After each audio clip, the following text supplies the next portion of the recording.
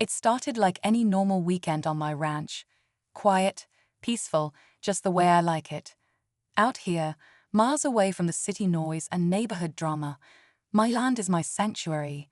Or at least it used to be. I never thought I'd find the HOA president from my old suburban community standing on my property, uninvited, with a smug look on his face, and I definitely didn't think he'd leave limping after my dog got hurt trying to protect our home. Now, before anyone jumps to conclusions, let me explain. My dog, Bear, is more than just a pet. He's family, and also part of our ranch's security team. He's trained to alert us to any intruders, and he did exactly that when he saw someone crossing onto the land without warning. What the HOA president didn't know, what most people don't know, is that my ranch isn't just guarded by a fence or a few cameras. I've got ex-military surveillance tech set up, real, functional drones that monitor every corner of this place. They're not for show, and when they caught someone trespassing, they responded. The craziest part, this guy had no business being here in the first place. He doesn't own land near me, he wasn't invited, and there was no emergency. So why was he snooping around on private property in broad daylight like he had something to prove? And how did things go so far, so fast, that Bear ended up hurt? That moment flipped everything for me, from a quiet life off-grid to a full-on investigation of what this man was really after. You're not gonna believe what the drone footage revealed. I reviewed it all, every step he took, every strange thing he tried to do when he thought no one was watching. There's something off about this whole situation, and I'm just getting started digging into it. Stick around, because what I found next changes everything. So, let me take you back a bit and explain how things got to this point. A few months ago, I decided to move away from the neighborhood chaos and buy this ranch to find some peace. I wanted a place where I could breathe, work with my hands, and just live without constant interference. But little did I know, the past wouldn't let me go so easily. The HOA president, let's call him Mr. Collins, was someone I had a tense history with. We clashed over the rules, the fines, and his constant control over what people could or couldn't do on their own property. He was the kind of person who loved power and hated it when someone stepped out of line. When I bought the ranch, I thought I was free from all that. No more HOA rules, no more petty disputes. But apparently, Mr. Collins didn't see it that way. Maybe he thought I was an easy target, or maybe he was spying for some reason I didn't understand yet. I had installed military-grade drones around the ranch for security, not because I was paranoid, but because out here, things can get wild. Bears, trespassers, even poachers have been a problem in this area. The drones give me eyes in the sky 24/7, and they send live alerts straight to my phone. On the day Mr. Collins showed up, my drone caught him stepping through the gate I had clearly marked as private property. Bear, who's usually calm, started growling loudly.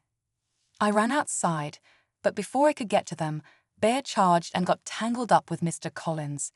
I won't lie, seeing my dog hurt shook me to the core. The man tried to brush it off like nothing happened, but I could see the pain in Bear's eyes, and in my gut I knew this was more than a simple trespassing incident. What's weird is, the drone footage showed something else. Something strange Mr. Collins was carrying, something I couldn't quite make out at first. It looked like a small device, but it wasn't anything I recognized. Why would he bring that to my ranch? And why now, after all this time? I'm starting to think this was planned, that there's more behind his visit than just a petty dispute. The whole thing feels like the start of something bigger, something that's not just about a man stepping on private land. I'm digging deeper, checking my footage, talking to neighbors, and trying to figure out what Mr. Collins is really after. Trust me, this isn't over. The next part will blow your mind. After that day, things got even more complicated. I started paying closer attention, not just to Mr. Collins, but to everything happening around the ranch. The drones kept sending me updates, and I noticed a pattern of strange activity on the edges of my property. There were faint tracks, tire marks from vehicles that didn't belong here, and sometimes late at night, odd noises that didn't fit the usual wildlife sounds. It felt like someone was watching me just as closely as I was watching them. I reached out to a few old friends from the neighborhood, people who had also run into trouble with the HOA leadership. Turns out, Mr. Collins wasn't just a control freak. He was involved in some shady dealings nobody really talked about. Some whispered about land deals and property disputes, but others hinted at something more secretive. That device I saw him carrying. One friend suggested it might be a signal jammer or some kind of tracking tool. The idea that someone would try to mess with my security system or track my movements sent chills down my spine. Meanwhile, Bear's recovery became its own struggle. He's usually tough, but this injury slowed him down, and I couldn't help but worry if he'd be okay long term. Watching him guarded and alert, even with a limp, reminded me that this wasn't just about property lines, it was personal. Bear was defending more than just land. He was protecting our safety, and maybe something bigger I didn't fully understand yet. The tension wasn't just outside the ranch either. My family and I started feeling the pressure. Calls from unknown numbers, sudden power fluctuations on the property, and a sense that someone was trying to unsettle us. It was like the quiet life I wanted was slipping further away with every passing day. What's more, a local news story popped up about a few nearby ranches getting targeted for theft and surveillance equipment being stolen. I couldn't shake the feeling that my ranch was next, or already part of something much bigger than I ever expected. I'm caught in the middle of a fight I never asked for, with an opponent who doesn't seem to play by the rules.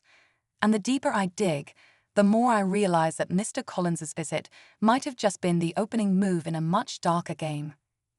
Days passed, but the feeling of being watched only grew stronger. Every time I glanced at my phone, there were more drone alerts. Unusual movements near the fence lines, shadows moving just beyond the tree line.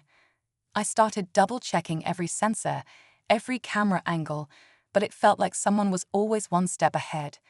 The tension was unbearable, like waiting for a storm you know is coming but can't predict when it will hit.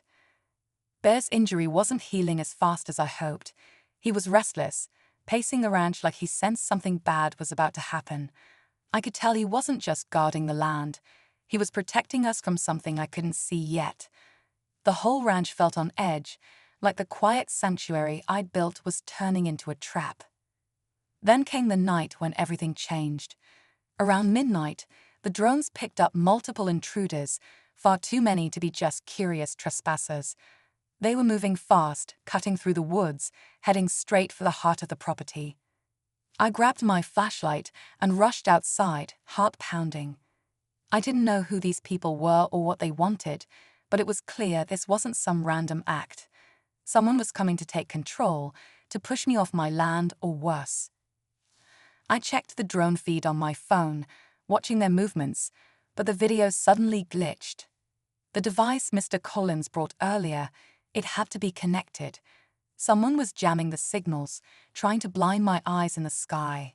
Without the drones, I was vulnerable, exposed. I heard Bear's bark behind me, sharp and fierce. He was on high alert, circling close but growling at the darkness ahead. Then the first sound of breaking branches, the intruders had arrived. I could feel the weight of the moment pressing down, the sense that this was the breaking point. The quiet ranch was about to become a battleground. I didn't know what they wanted exactly, but one thing was clear. This was no longer just about trespassing or petty disputes. It was a fight for control, for survival, and I had no choice but to stand my ground. What happened next changed everything, but you'll have to wait to hear the full story. Just when I thought things couldn't get any worse, the unexpected happened. As I was bracing myself for whoever was creeping through the trees, my phone buzzed with an incoming message. No caller ID, no text, just a photo. It was a snapshot from one of the drones that wasn't being jammed, at least not yet. The image showed Mr. Collins standing near the entrance of my ranch, but what caught my eye wasn't him. It was who was standing right behind him. A man I'd never seen before, dressed in a way that screamed, not from around here, holding something that looked like a briefcase or some kind of equipment. I felt my blood run cold. What was Mr. Collins doing with this stranger? Was this whole thing more than just a land dispute? Had I stumbled into some kind of bigger scheme? The thought that my ranch might be caught up in something illegal or dangerous hit me hard. I realized that the trespassing, the jamming, even Bear's injury, they were just pieces of a much larger puzzle. Suddenly, the drone feed cut out completely. Every camera, every sensor on the property went dark. I was blind. My heart raced as I tried to make sense of the message and what I'd just seen. Was this stranger working with Mr. Collins? Was my ranch a target for something far more serious, maybe smuggling, spying, or worse? I grabbed Bear, who was tense and growling, and started locking down every door and gate.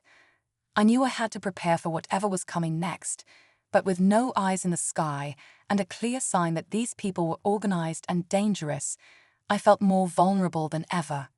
Just then, a low rumble shook the ground, a sound that didn't come from any vehicle I recognized. The night was no longer just filled with shadows and whispers. It was alive with something ominous, and I couldn't tell if I was ready for the storm about to break over my ranch. The question was no longer if I could keep this place safe, but how far I was willing to go to protect everything I had fought so hard to build. The rumble grew louder, shaking the ground beneath my feet as I gripped Bear's collar tightly. Suddenly, headlights pierced through the darkness, 2 trucks barreling down the dirt road toward the ranch entrance. I barely had time to react before the gate crashed open. Men jumped out, moving fast but cautious. My heart pounded as I realized these weren't random trespassers. They were organized, well-equipped, and clearly had a mission. I stepped forward, trying to hold my ground. Bear barked fiercely, circling the intruders. Just as one of the men lunged toward me, the drones flickered back on, somehow rebooting despite the earlier jamming, and the sky filled with sharp mechanical whirs. The military-grade drones I'd set up swooped in, shining bright spotlights and broadcasting loud warnings. The men froze, panic flashing in their eyes. But then, out of nowhere, Mr. Collins appeared, not as an enemy, but holding up his hands. "Stop, this isn't what you think," he shouted. It turned out, the stranger with him was actually an undercover investigator looking into illegal land grabs and smuggling operations linked to a bigger criminal network. Mr. Collins had initially come to confront me, but ended up helping to expose the threat lurking around my ranch and others in the area. The truth hit me hard. This was never about me or the land. It was about stopping something much worse from spreading. The device Mr. Collins carried, a signal jammer meant to protect the investigation, not harm it. The intruders were part of the criminal group trying to sabotage the ranch and silence anyone standing in their way. As the police arrived and the criminals were taken away, I looked down at Bear, who was limping but alert. The fight was over, for now. But just when I thought peace was returning, my phone buzzed again. A new message appeared from an unknown number.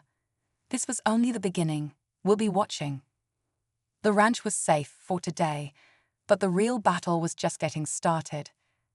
After the police cleared the scene and the last of the criminals were taken away, I finally had a moment to breathe. The tension that had gripped my ranch for weeks slowly started to ease, but the weight of everything that happened didn't just disappear. I looked at Bear, who was resting but still keeping an eye on the surroundings, and I felt a deep sense of gratitude. He wasn't just my dog, he was my protector, my loyal companion through this wild ride. The truth about Mr. Collins surprised me the most.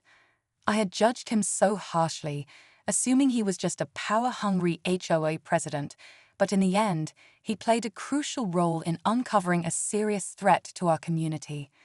It reminded me that sometimes things aren't always what they seem, and people can surprise you in the most unexpected ways. With the drones back online and the investigation now officially underway, I felt more secure knowing my ranch was part of something bigger, helping to stop illegal operations and protect others nearby. Still, the message I received at the end was a stark reminder that safety is never guaranteed.